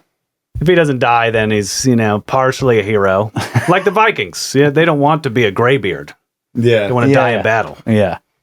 Be proud, Beowulf. I mean, but that's an epic story you think about, written a long time ago. Yeah.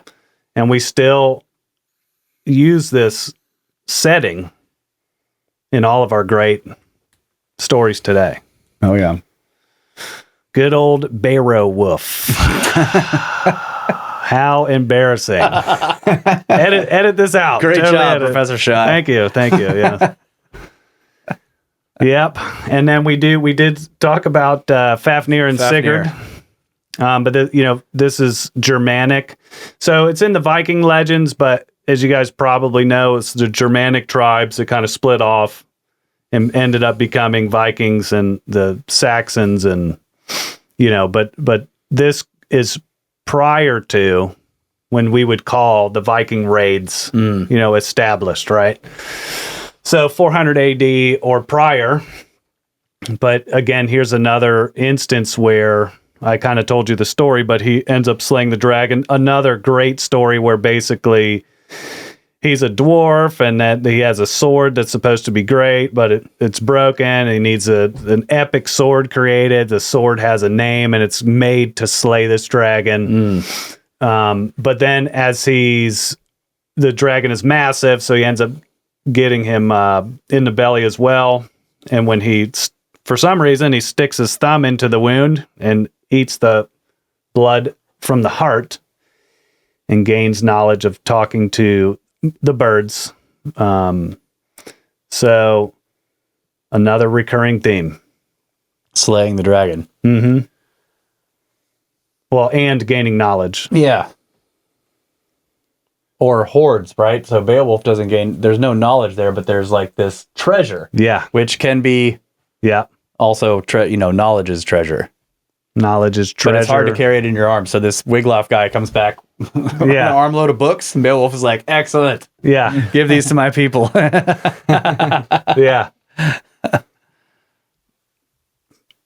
Yes. Jorgenmander. Jorgenmander. Yes, that's an excellent screen grab from Ragnarok. That's totally God of War. an original depiction from 400 to 800 AD. Fantastic formatting on the slide. You like that? I take a lot of time in my slides. I make sure they are really clean. Well, I have to say that was an epic section right there. Oh, good. Yeah. I mean in the game. Yeah. When this thing comes out of the water and you get to talk to it, Yeah. holy Yeah. shit. Well, that's why I grabbed that screenshot. Yeah. I was like, let me give Russ a little video game nugget here. Yeah. It was absolutely cool. It's God of War, one of the later ones before Ragnarok. It was so good. 2018. Yeah. God of War, the reboot. But you can go over the story, but I can just tell you also a world serpent, as you will know. Jorgenmander is supposed to completely encircle the world in the ocean. And he also holds his tail in his mouth. His tail. And like encircles the planet. Yep. Yeah. And so I didn't grab his original story because it's very similar to the other stories, but I thought this was a great story for Jorgenmander. Was the one sign of the coming Ragnarok is the violent unrest of the sea. Yeah. As Jorgenmander releases its tail from its mouth. He lets his tail go. Yeah.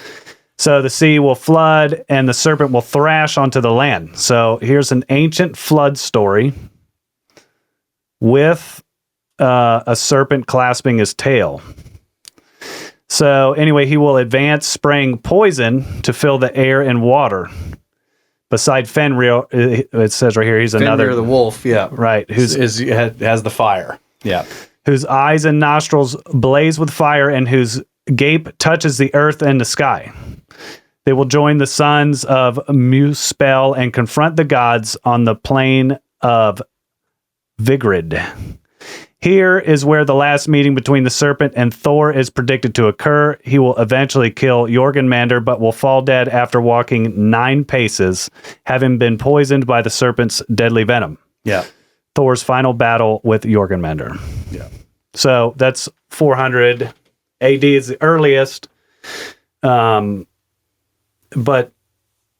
the continuity of what these serpents are doing is just what blows my mind. Doesn't matter where you are, what your culture is. These serpents are controlling the water, the intelligence, Yeah. and their chaos. Yeah. And they're also like eating their tails and all this. Yeah. Yeah, that's weird. Circling the earth. Yeah.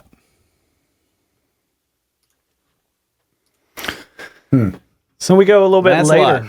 Lancelot, very Yeah. classic Arthurian legends. So a lot of people say Arthurian legends start later, but there is some texts that bring in Uther Pendragon and start these legends off in around 550 AD. I got it right here, Archaic Welsh. And just some fun facts that Uther Pendragon, the translation of the original writings, means chief dragon or head dragon. Yeah. Top dragon. Yep.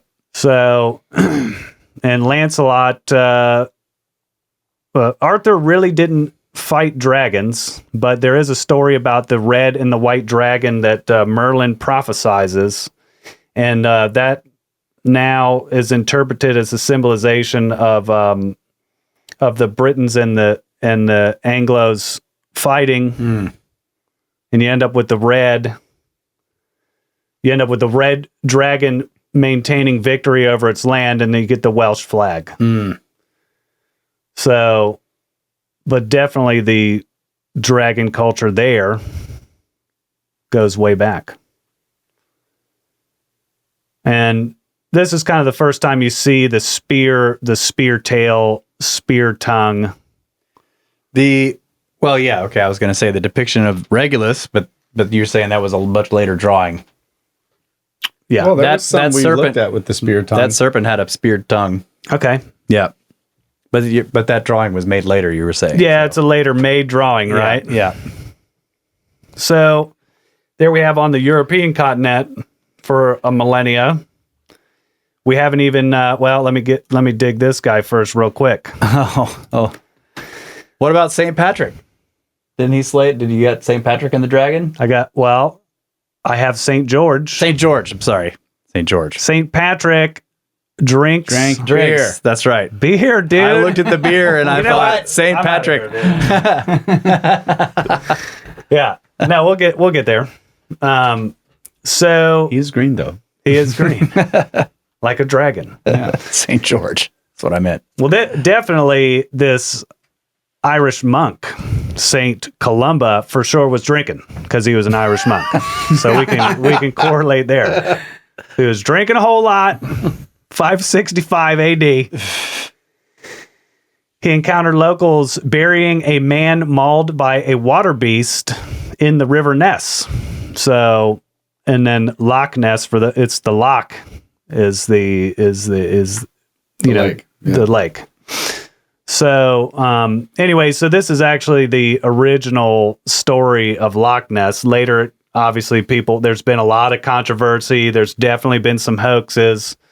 For sure, there's been counterfeits of all types of artifacts, including wonderful Egyptian artifacts. There's real, and then there's counterfeits. So, just saying, doesn't mean that Nessie is fake. Mm-hmm. It just means that there's been some fakes.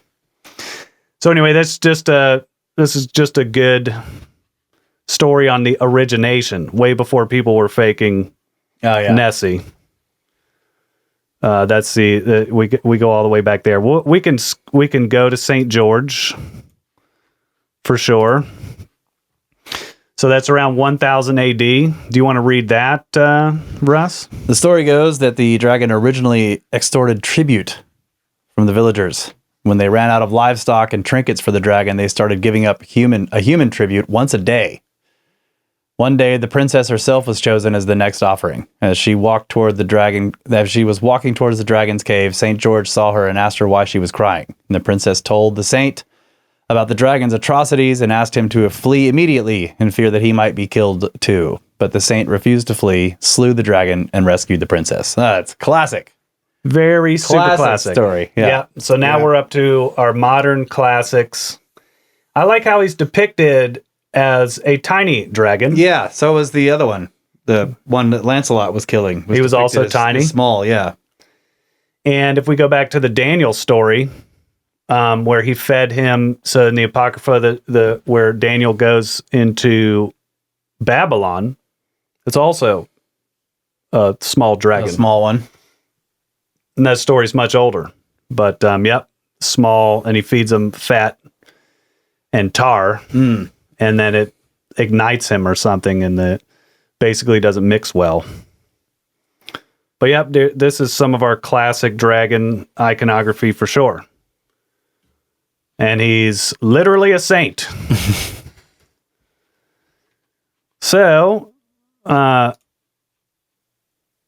if we want to look at some Japanese dragons, Okami or Kora Okami. So I only picked one. They have tons of dragons, but this guy kind of made sense from Vritra and the similarities of some of these world serpents. So he's rain and snow dragon. The earliest I could find really is from 600 AD. Basically, Okami holds the glaciers back, like you said, and sometimes brings massive blizzards when he's really upset. Rains down complete chaos, right? Also a holder of high wisdom. So just another example of on an island. Yep. And look, it looks like he's got the really short legs there, the tiny, the feet. Typical Eastern dragon. Yeah. So it's making me think about awesome depiction. This idea of a dragon with its horde, right? Like in the old stories, the dragon flies into a city, burns everybody up, and then like settles down in the city, in the castle, in the dungeon with all the gold and everything, and nobody can even get close to the city. Like in The Hobbit, for example. But this idea that with this Japanese dragon, that the earth has changed. It's gone through these different weather cycles, in and out of glacial periods, interglacial periods, and that, or some disaster, like a fire dragon, like a volcano or something like that, that takes over an area that used to be a city, that used to be a center of civilization, that had libraries, that had all this, and now it's trapped inside this no man's land, this, in either glaciers or in some kind of dangerous, volcanic or volcanism area. And they're like, the dragon came and settled down there, killed everybody, burned everything. And now it's like, it's on our horde, from the heart of our city. That's kind of cool. Because, like in the glaciers, as they're receding, we're finding settlements and things in the stuff under the ice that was buried by it. So it definitely happened. I wonder if that's possibly where some of the legends come from. Yeah, there's so many. I mean, we can't just go through all of them, but I mean, there's hundreds of dragons in Chinese and Japanese cultures that have specific meaning. Some are just, as you guys know, luck dragons, good fortune, but Korakami was like the coolest Japanese dragon because he just ticked off. You don't mess with Korakami. And honestly, I didn't even get into a lot of the Chinese dragons because we got into a lot of the they're ancient. They go so far back. We could just do a whole episode on just Chinese dragons. Oh, you have the stegosaur from Okay, yeah. This is obviously an item of controversy, Yes, which I it must is. bring in. But what is wrapped around the stegosaur real quick. To me, kind of looks like coiled serpent. Yeah. And it has the same plumage on its back as this dinosaur-looking thing in the middle. So I've heard people say, "Oh, it's just foliage in the back." Baloney. On his back, it's what? Like foliage or rose petals, flower petals. Baloney. Really It's crappy. baloney. It's really crappy bushes. Come on, all the other bushes, don't look like that. It looks fantastic. Yeah. There's none of the other animals have stegosaurus spikes attached to their back for sure. But this was supposedly a beautiful temple made in 1186. What do they say it is? A hippo or something? Yeah, people say it's a boar. Oh, boar. What was some of the other? But it can't be a boar. Look at its ears. It has pointy ears. I mean, that's clear. And it has long legs. And the tail is way too long. Yeah. What other type of animal could that? It also doesn't really look like a stegosaurus. The stegosaurus has a long neck, right? So this looks like a mix between. Does it say like the one with the big? Triceratops. That's a triceratops. It kind of looks like a triceratops without horns, but with the stegosaurus plates. Yeah. Yeah. I didn't realize the stegosaurus had the long neck. I thought there was one that was. Well, it was. Like maybe you're right. Maybe I'm wrong. You're right. The neck was long and the head was low, and it had a smaller. Yeah, the neck came down, but it was like had some spikes. Low. Yeah. Maybe I'm wrong. Let me look. Let's see. The stegosaurus. You probably know your dinosaurs better than me. Well. Bro. Yeah. Okay. It's not too long of a neck. It's not too long, but it's not that. They ran out of room. Okay. Yeah, that one's got a short neck. I mean, it looks pretty anatomically correct. Okay. Yeah. It'd have to be a stretch for other animals. Where's the spikes on his tail, though? Yeah. They ran out of room. The spikes are hidden behind the world serpent there. Yeah. Yeah, so really half the reason I brought this in is because we have some world serpent action going on. Mm-hmm. And it's being teased. Okay. Slavic dragons. All right. So some of these legends from Russia, Serbia, Poland, Ukraine, especially Ukraine, which has the best details of the stories. But they have some wild creatures, okay? But we're just sticking with dragons or serpents. Zmi Gornich, I'm sure I'm going to hear about that one. Yeah, you're going to hear about that. Has between 3 and 12 heads. And then the Tugarin Zmievichev, yeah, literally means Tugarin dragon son, also known as Serpent Hero. We'll skip over that one. Is a man-like dragon who appears in Slavic, Russian, heroic literature, but they kind of have an interesting twist. They're considered types of demons, which take the shape of a serpent or dragon in the air, but then they're humanoids on land. Mm. And another cool fact about like the old Slavic kingdoms is that a lot of the kings said that they were the descendants of actual dragons. So they were humans on land, but they were actually dragon-like demons. So they're saying that my dad is a demon or something? Yeah. That's basically what they're saying. It might be fear me. Yeah. It might be, powerful. If you look at some of the older meaning of dragon, it means, of great stature. Mm. It means extremely wise. Giant. Powerful. Yeah.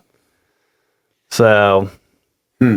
Yeah, so that's like starting to merge in with the idea of like the Watchers coming down. Right. And Nephas. And making Nephas. Yeah. And then those become the men of renown, the kings of old, the heroes of old. Yeah. Hey, look, his boots kind of look like those warheads that other dragon was carrying. Maybe he was carrying boots. He was carrying somebody's boots. This is the best. This is the best depiction, like from the region. So, which is wonderful. It does look like it was drawn with markers, but this is the. It's very colorful. It's very colorful. Yeah. All right. You guys want to do one more break? Sure. Let's do it. We're at 2 hours We're already right now. at 2 hours. Okay. The next break is the end of the show. Okay, let's not break. So, leading on that note about the descendants of dragons, maybe we'll have a part 2, Yeah. digging deep into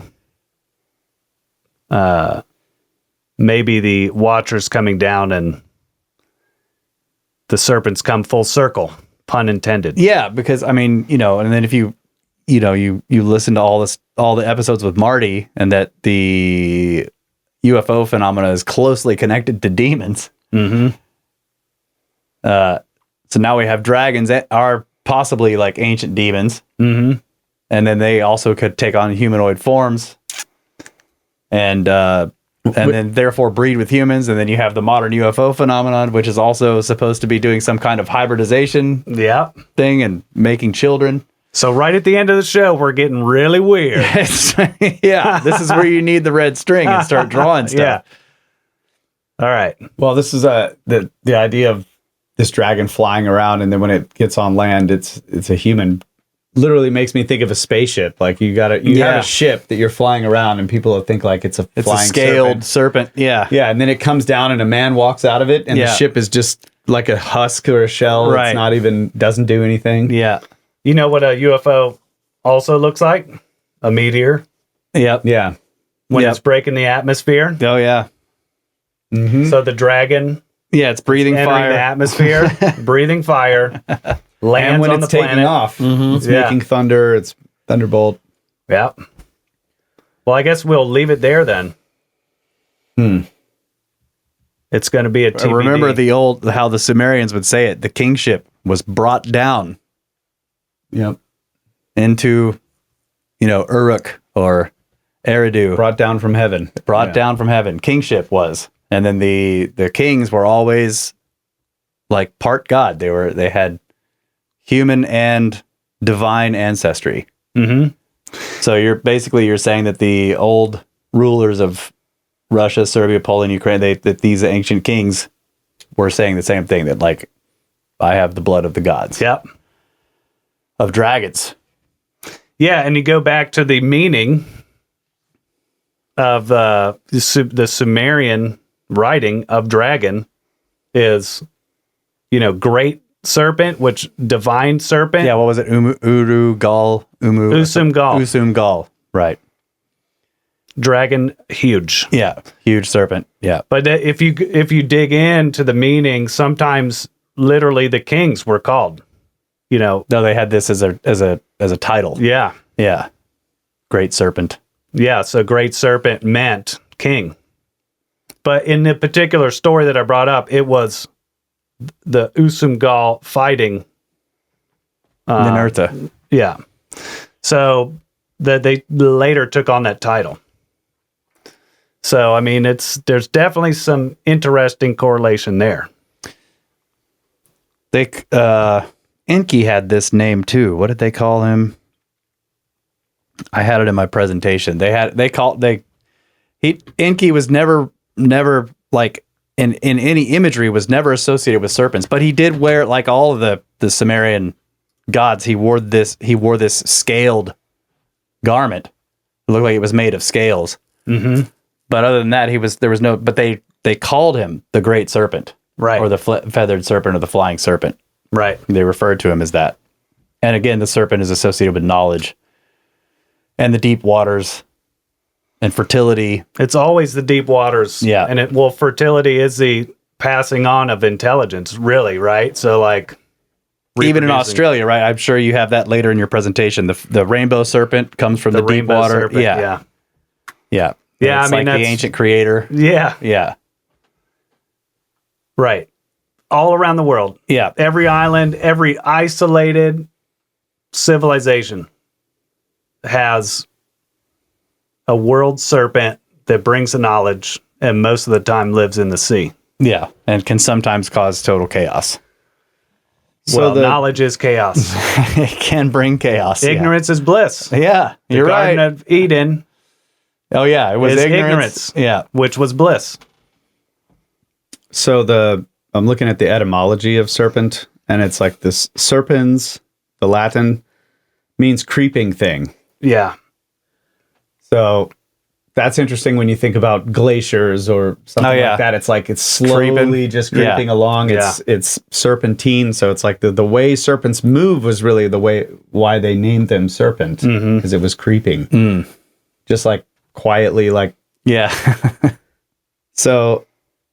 The connotation of evil or something like that comes later, especially with the biblical narrative. But that's interesting too, that you know, this word had a meaning before they applied it to Serpent. the snake. Yeah. So looking at it that way, something creeping in the heavens, even knowledge, you know, knowledge is like a creeping thing. It's a slow advancement over time. Yeah, but knowledge, just like ignorance is bliss, knowledge can also instill be chaos, instill fear, sadness. Yep. Being aware of your mortality is very simple. You look at animals every day, they're just a young, healthy dog. You know, look at a dog. Yeah. Dog doesn't sit and ponder, I've been alive all this time and I can ponder my mortality. They do get depressed though, sometimes. Yeah, but it's fleeting. It's in the present moment, right? They're still ignorant in the sense of like the greater sense of things. Yeah. If you're not throwing the ball, they're like, yeah.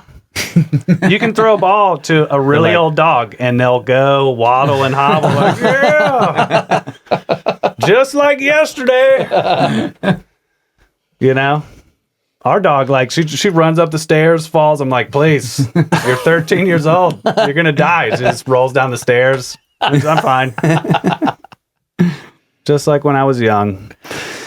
But yeah, it's definitely cool. The origin of serpent, which I didn't get into, but for sure, slithering and the meaning of the root word and its correlation to, which we can get into, of like you said, intelligence.